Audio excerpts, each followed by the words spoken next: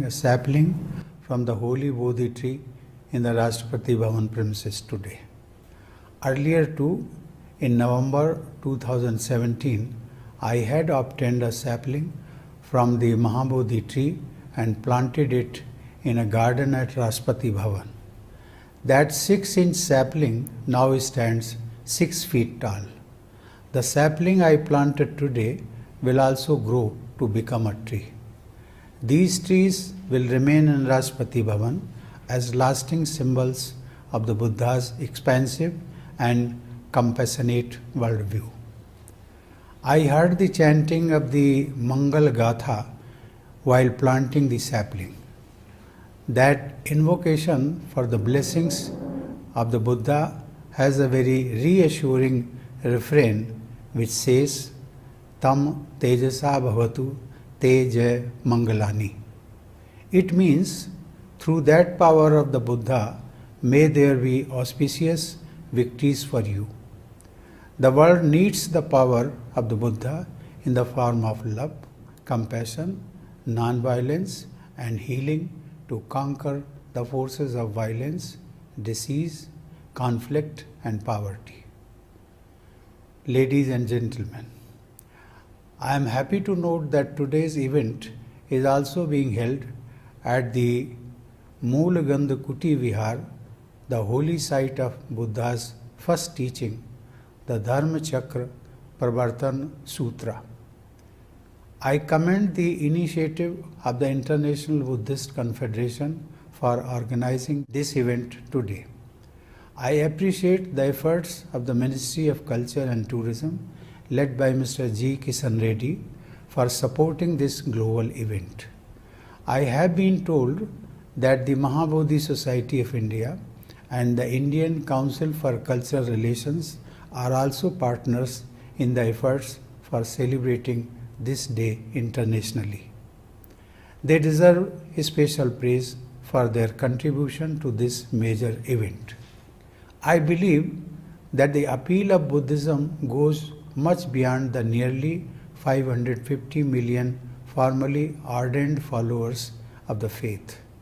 People belonging to other faiths and even skeptics and atheists feel attracted to the teachings of the Buddha. This universal and eternal appeal of Buddhism is due to its logical, rational, and simple answers to the fundamental problems faced by human beings across time and place. The Buddha's assurance of putting an end to suffering, his emphasis on universal compassion and non-violence, his message to pursue morality and moderation in all aspects of life have inspired countless people over the last 2,600 years since his first sermon at Sarnath on this very day. The Buddha's well-documented life contains invaluable messages for humanity. He commanded great trust and respect even among his critics and opponents. They would become his followers. He had acquired this spiritual power because he remained steadfast in his adherence to the truth. In this virtual gathering of practicing Buddhists, everyone is aware of the Four Noble Truths, the Eightfold Path, the Panchashil, the Three Pitakas, the Three Gems, and the Three Shelters. Most of you are also aware of the major sermons by the Buddha, starting with his first sermon at Sarnath and culminating in the last at Vaisali. It is important to stick to the essence of the teachings of the Buddha and not get lost in several different interpretations and variations of it. In this context, the objectives of the International Buddhist Confederation are laudable. I am told that the governing theme of IBC is Collective Wisdom, United Voice. Your effort in providing a common platform for all Buddhist traditions and organizations to serve humanity is praiseworthy. Application of Buddhist values and principles in addressing issues of global concern will help in healing the world and making it a better place. Ladies and gentlemen, I feel proud in performing my duty to preserve, protect and defend a constitution which is substantially based upon Buddhist values.